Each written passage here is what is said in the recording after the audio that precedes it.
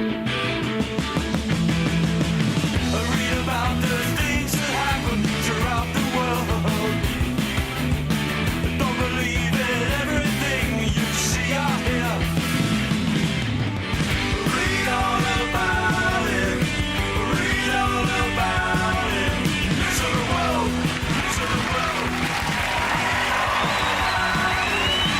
Read all about it.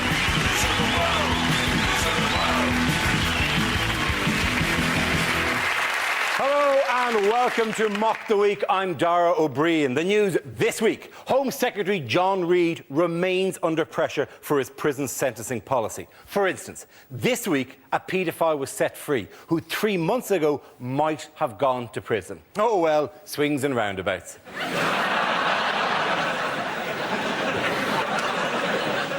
It is now standard police procedure to ask the suspects, do you have a criminal record? And if they say yes, to ask, do you have any idea where it is? Denying that new super casinos were a bad thing, a government spokesman insisted that they would not represent a tax on the poor, adding, no, you're thinking of scratch cards. Church leaders have condemned the super casinos, saying gambling offers a false hope to the impoverished and the people should instead be putting all their faith into a shiny, beardy man who lives on a cloud. Blackpool lost out in their bid for the super casino. This is the worst news to hit the town since Joe Pasquale extended his summer season. A duck in America has come back from the dead twice. After first being shot by hunters, revived after 2 days in a fridge, it then stopped breathing on the operating table as they repaired its wing and had to be revived with an oxygen mask. Its condition was later described as delicious. Joining me tonight are 6 of the country's top comedy performers: Andy Parsons, Ed Byrne, Russell Howard, and Frankie Boyle, Hugh Dennis and Gina Yashere. Welcome to the show.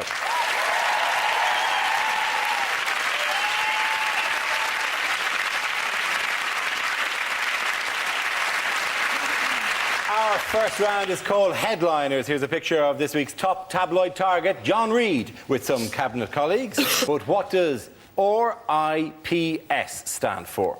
I was thinking Reid impersonates Pope successfully. You look at Prescott. Is it Reid interrupts Prescott's sleep? Is it Reid imagining Prescott's sex life? Or is it from left to right? Right idiot, plonker, shagger? Is it Reid invents prison statistics? Would he invent statistics as bad as the ones? Yeah. Would he really go, we don't know where they are, we're jammed. Is it Reid in prison's scandal? That's exactly what it is. Well done, Ed Byrne. Very good.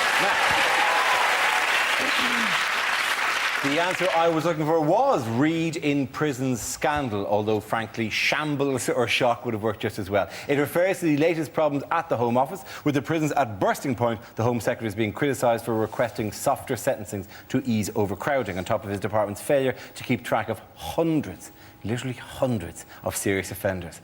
How has... I can't say that enough, ladies and gentlemen. They're everywhere. Who knows where they are at any given time? Hundreds of them. I think I've got one. How has John Reid dealt with the problem of overcrowded prisons? He's released the paedophiles. He has. You're the ones who do us less harm. You, go. The problem is, they say that with paedophiles, we can never really make the punishment fit the crime. Could we dress the paedophiles up as Morris dancers so that they have bells on, the kids will know when they're nearby? And, beautifully, real Morris dancers will get beaten up for being paedophiles. There are apparently there's over 300 sex offenders have gone missing. They're on the register and have gone missing, and they don't know where they are. And they say part of the reason why some of them go missing is because they give such vague addresses. They're allowed to give... There's one guy whose address was down as a tent near the leisure centre. Then, this is true, he changed his address to simply the Woods. It's not just paedophiles, though, is it? Actually, he's being done because they are reducing sentences and stuff. And essentially, what they've done is they've introduced a January sale to the prison service. It's like, you know, murder used to be life, now 6 months. GBH was 6 years, now a week. Lord, you go absolutely free. Right, he's trying to say that the Home Office is like renovating a house. You pull back the wallpaper and you discover problems behind there. But I've renovated a couple of houses. I've never pulled back the wallpaper and found a paedophile in the plaster. Was one of the solutions they're thinking of doing is apparently the Swedish system where you get found guilty, right, but you don't get straight to court. They wait, right? They wait until there's a space in prison. It's called the one-in, one-out system. You queue to go to prison. That seems a very British way of sorting things out, doesn't it? You hear this little voice going, OK, cell number 4. Well, it'd be more like some sort of really grim Argos. And Argos is relatively grim at the best of times. But a really, really grim Argos, where instead of getting some sort of cheap barbecue set, you actually got banged up for 6 months. Couldn't we just build a wall round Liverpool?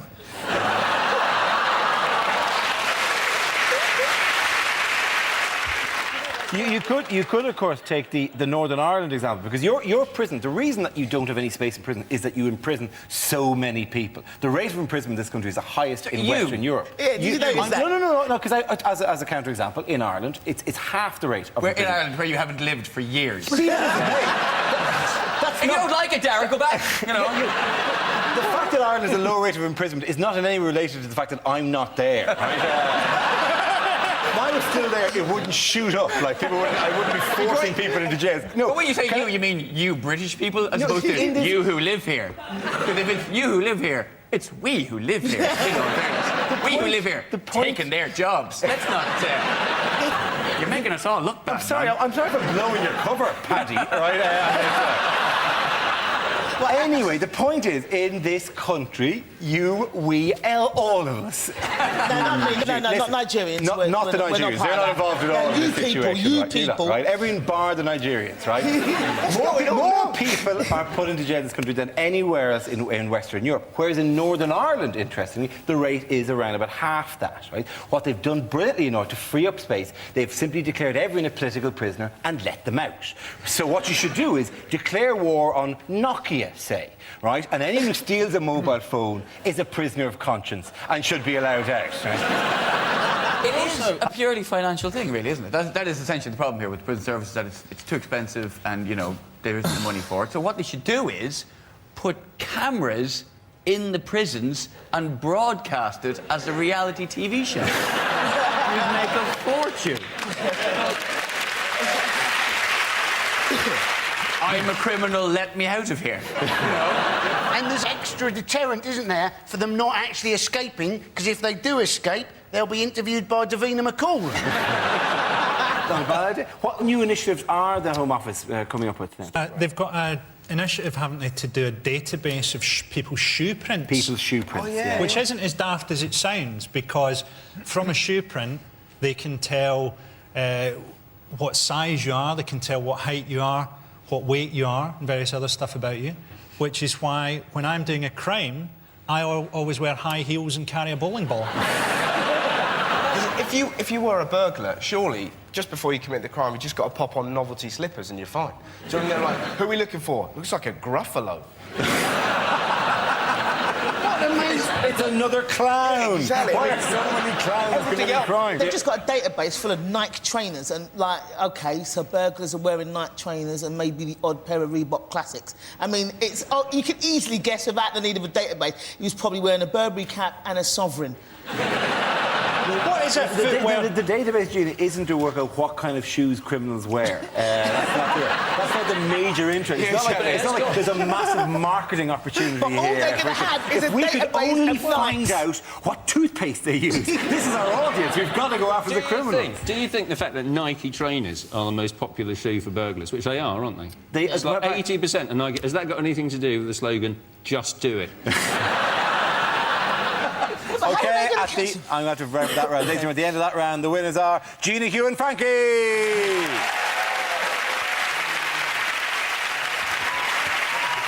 The next round is called Between the Lines and features Hugh and Frankie. Would you please make your way to the press pit? In this round, one of them takes on the role of a person in the news addressing the media while the other translates what they really mean. Frankie, you are US President George W. Bush making a State of the Union address. Hugh, you will tell us what he really means. My fellow Americans. Many people are surprised that I've committed another 20,000 troops in Iraq. I was surprised. I was only trying to order my Tesco shopping online. I admit that there are similarities between Iraq and Vietnam. I think they both have a border with Switzerland. Some say that the Iraq war is unwinnable, but not my closest advisors. Chuck Norris, Vin Diesel, and the animals of Farthing Wood. People said that our soldiers would be coming back in body bags, but that hasn't happened. Some of them would come back in shoeboxes.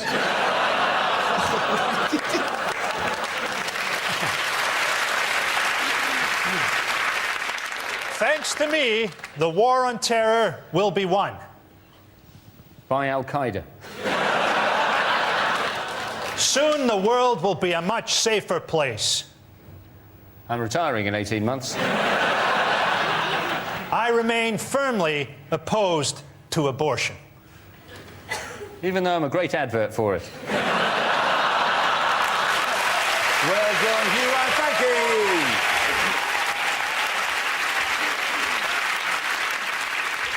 Now we play a round called Super Casino Mega Joke Roulette. This game involves Gina, Andy, Frankie and Russell. So if you can make your way to the performance area, please. It's our stand-up challenge with a random news generator containing the bank of topics. We spin the wheel, and when it stops, anyone can step forward and try to make us laugh about that subject. OK, here we go. Let's spin the wheel for the first topic. And it is parenting. Who wants to come in on that? Gina.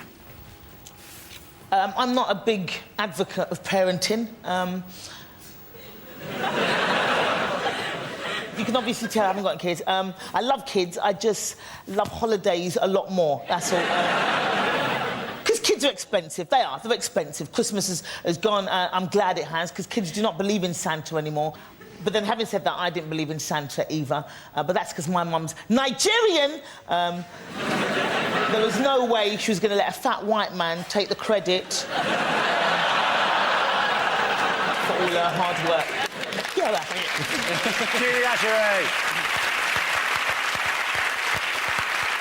OK, let's spin the wheel again. Subject is the environment. Who's going to come in on that one? Oh, Frankie. Stephen Hawking has just come out and said that global warming might turn the Earth into a cloud of boiling gas. That's Hawking for you. I think I could have worked that out if I just sat about on my arse all day. Ryanair are getting a hard time from the government because they're not doing enough to combat global warming. And you think, well, air travel isn't good for the environment. And surely no one has done more to put people off flying than Ryanair.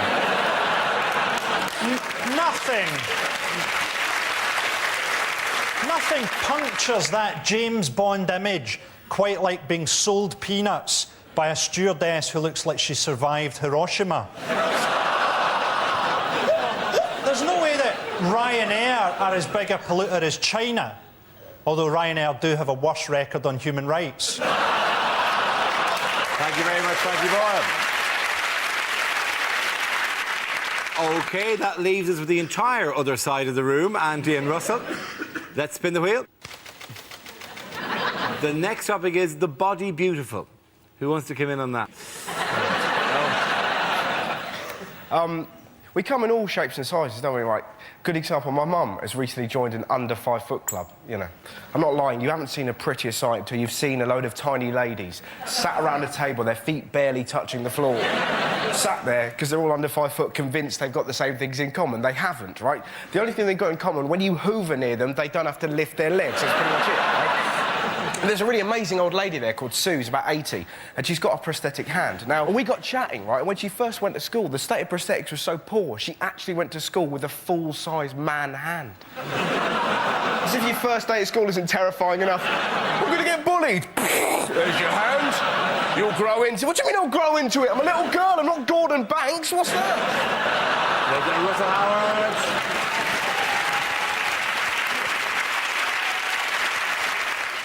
And Andy, that's who you've been left with. OK, it's legislation. Away you go. Now, New Labour have apparently created up to 2,000 new offences since they've been in power. You apparently can now get fined if you park more than 50 centimetres away from the curb. Now, I personally don't mind this. 50 centimetres is almost 2 feet. If you can't park within 2 feet of the curb, I don't think you should be driving. Because let's face it, if you've parked further than 2 feet from the curb, you've not bloody parked. You've stopped in traffic and pissed off. I'm going to give the points in that round to Gina and Frankie. Everyone come and sit down. Time now for If This Is the Answer, What Is the Question? On the board, 6 categories. Gina, what would you like? I'm going to go for social affairs. OK, social affairs. The answer is 265 million. Gina, what is the question? Is it how much will the London Olympics cost each of us?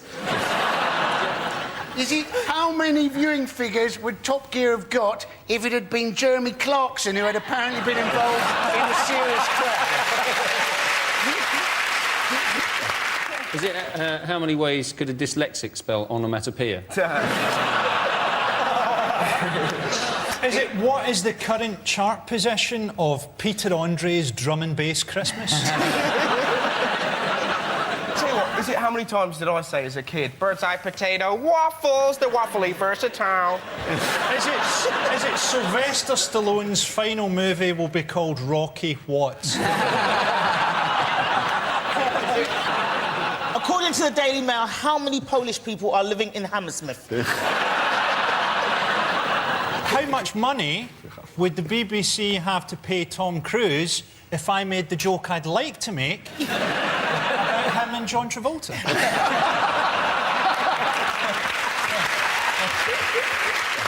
Is it how much is going to be invested in the super casino? Yes, it is actually. Very good. Well done, Hugh. The question I was looking for is how much will now be invested in developing the site of Britain's first super casino. This is the news of the city of Manchester. The 16-to-1 outsider won the race to become the site of the country's first Las Vegas-style super casino. £265 million will be spent in a rundown area of the city. How ironic is it, by the way, and how much of a lesson about gambling is that it wasn't the favourite. Lots of people put money on Blackpool and the Dome, and they lost money. Surely that's as neat a lesson about gambling as you're going to get. Like. I was sorry for Blackpool. Absolutely. Yeah, because Blackpool wanted to be, didn't they? They said they wanted to be the Las Vegas of Britain. Now, they were always going to struggle to be that, weren't they? Las Vegas, some of the best hotels in the world where they've got a volcano that goes off every 15 minutes. Blackpool, some of the most disappointing B&Bs I've ever been to, where the hot water goes off every 15 minutes. I feel sorry for Blackpool for many, many reasons, not least because Manchester is the most regenerated city in the world. There isn't a part of Manchester which hasn't been regenerated in the last 10 years. They have to knock down some of the old regeneration just to make space for the casino. Blackpool deserves as big a kicking as possible. It's the one town in Britain where I've got chlamydia from fish and chips. It was never, ever going to be Blackpool, and never stood a chance, because in gambling, the principle is, in a casino, at the end of the night, you exchange your chips for cash, and in Blackpool, it's the other way around. Because, you know, you can win £100,000 and have it mugged off you all in the one night. New Labour, they're always saying, aren't they, they want joined-up government. They're not building enough prisons, and now they go and build a casino when it's supposed to lead to debt and eventually prison. Why not build half casino, half prison, and as soon as they get in trouble, they can just cross the corridor, and there they are. The thing just rubbish about it. It's all the slot machines and stuff like that. There's no skill. Surely there's a skill to poker or something like that. It's like just deal or no deals ruin this country. Do you know what I mean? It's horrific. Just no skill. It's like deal or no deal may as well just be called Who Wants to Be a Millionaire for thick people. Do you know anything? No. Can you open a box? Yes. And then some of them can't actually open a box. And you're like, You oh, have to Jesus. know the numbers from 1 to 20 as well, and be able to identify them by their symbol and point. I'll get Mick to do it, please. I always think it's weird when Noel Edmonds, when he's walking around and pacing the floor like a creepy uncle. Yeah. You know, and he keeps saying things like, "Oh, you're playing a very shrewd game here."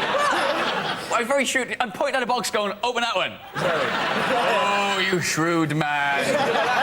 You're wearing spray-on trousers, you creepy lizard. The bit that creeps me with Dealer Dundee is the fact that they all pretend to be friends. Yeah. That really gets on my nerves. There you go. Good luck, Jim. This is for you. This is for you. Like, oh, thanks. You're a pal. To be honest, Darren, to be honest, that's what I hate about this show.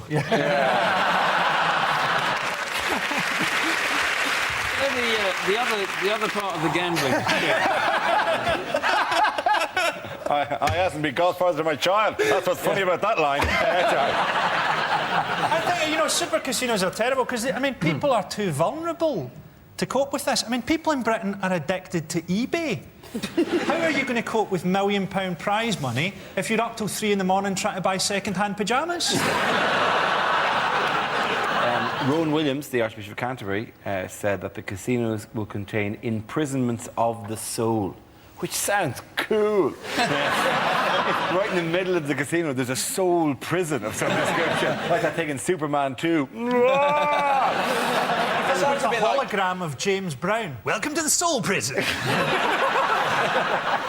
Speaking of obsessions, what did 3,986 people in Britain have removed last year? Oh, is this man boobs? Yeah. No, it's not man boobs, no. Oh, I thought this was fat. No. It was. It was fat, yes, it was fat. That's the amount of people who chose to have liposuction, or liposuction, was almost 4,000 people in the last year chose to have The liposuction. thing I love about liposuction, you always see them, you know, like in Bella magazine, those magazines you see the doctors, it's always like, my horror plastic surgery story. It's always like, I went in for a tummy tuck and came out with a bum for a face.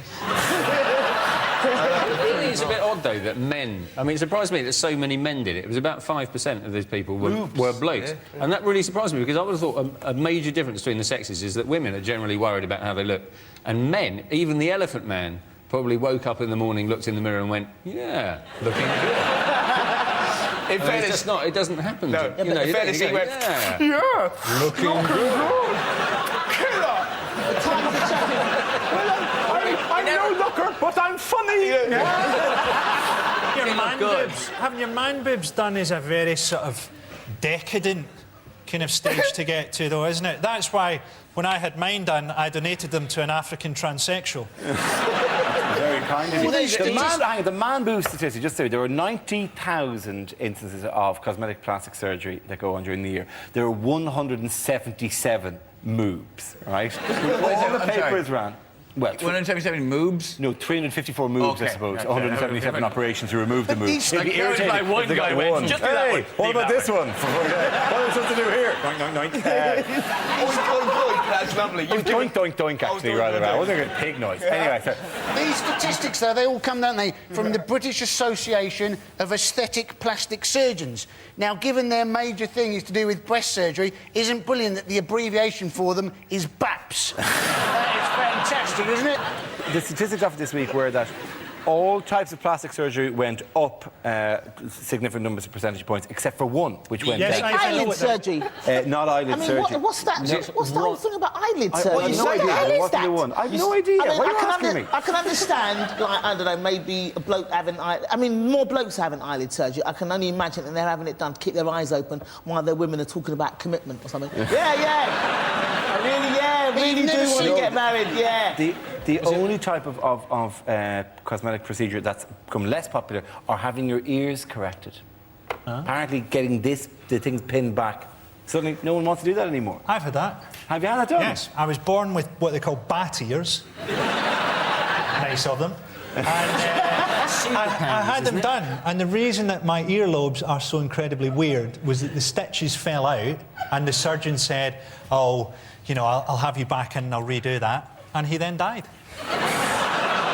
You managed to Well, you got the navigate last your laugh, way. then. Yeah. Do you navigate your way around by radar? Thanks for helping with the pain here. The winners of that round are Frankie, Hugh and Gina.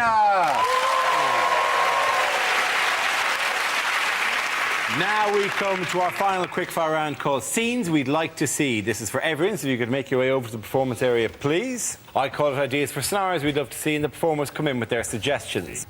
OK. The first subject tonight is what a TV chef would never say. So that's the bird plucked and stuffed. All that remains is to kill it. Welcome to One Fat Lady. And here, what you want to do is put a little bit of the brown mixture in the tin and then sprinkle a little bit of hash on the top of it. Well, these Korean meatballs really are the dog's bollocks.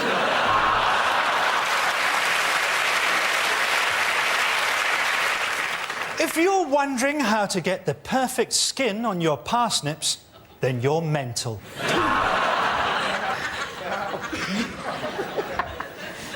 Hello, I'm Delia Smith, and today we're going to cook a panda. Am I invisible in this fucking jacket? I think you do.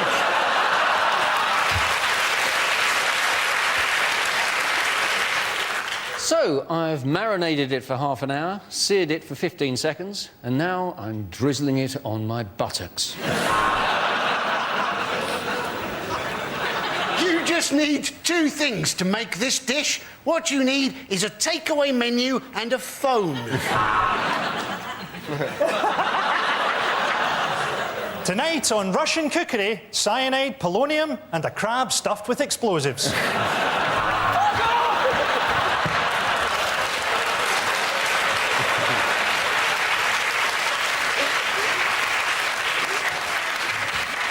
Not going to be worth it now, is it?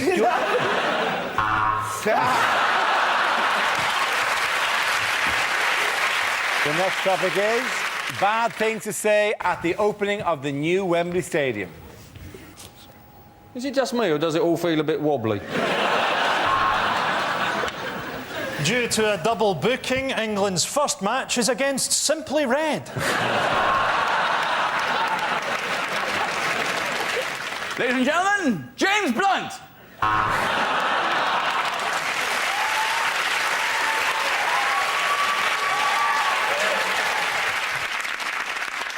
Welcome to the 2008 Cup Final. So if you could all make your way to the coaches, we're on our way to Cardiff. And all for the same price as building a rope ladder between the Earth and Jupiter. Can Mr. Bin Laden report to lost property, please? Mr. Bin Laden. And who knows, maybe here, one day, with the right linesman, England can cheat their way to another World Cup. And maybe one day, with the right bunch of hooligans from Scotland, these goalposts can get trashed all over again. Cost £100 million to demolish Wembley. If you'd had your last game against Scotland, we'd have done it for nothing. We'll leave it at that, ladies and gentlemen. We'll leave it at that. The winners of that round are Russell, Ed and Andy.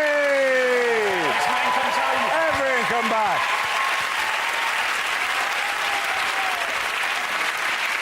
That's the end of the show. This week's winners are Andy Parsons, Ed Byrne and Russell Howard.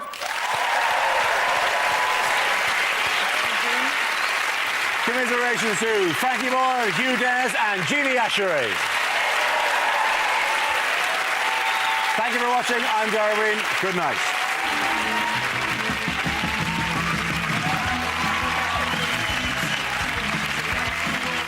Mock the Week is back next Thursday at 10. Tomorrow night at 10, Davina McCall joins Paul Merton for Room 101 on BBC Two. Comedy over on BBC Three now in Man Stroke Woman.